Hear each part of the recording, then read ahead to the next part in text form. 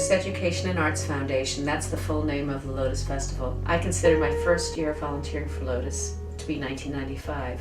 I heard about the first one, but I was touring. It was 1994. I was touring with my company, my dance company, so I wasn't in town. The second year, they were going to go for 3 venues, and I heard about it again, but I was touring again.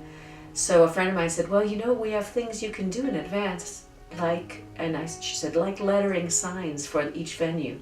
So I helped letter those signs in advance. Lotus grew very slowly in the first few years. We had, 2 venues the first year, then maybe 3, then maybe 4. I don't even know what the transition was.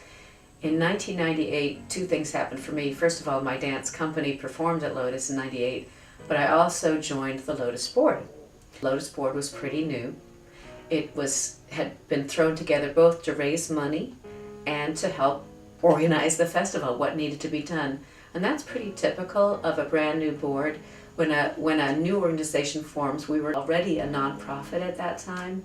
So we're not necessarily the greatest at fundraising, but we are people who want to see this event succeed. Where do we need tents?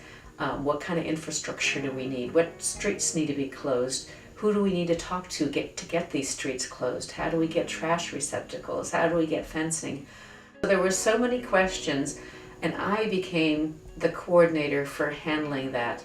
That fall of 2006, I was kind of like, I think I want to jump into this volunteer coordinatorship, partly because I could see how strongly the things that I needed as a sites coordinator, how much they were affected by the volunteer coordinator, and how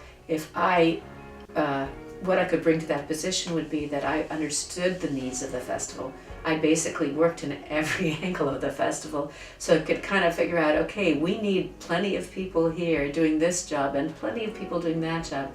Because I had this sense that if I had more people doing the work that needed to be done, it may not be so scary for everybody, We have slight increases every year in attendance as we offer more extended activities, which could include bands going to Indiana University to do maybe a class, or we have the Lotus in the Park, that's on Saturday. So encouraging people to come out to this free event. We see pretty great attendance at that event. World culture is not something to be afraid of.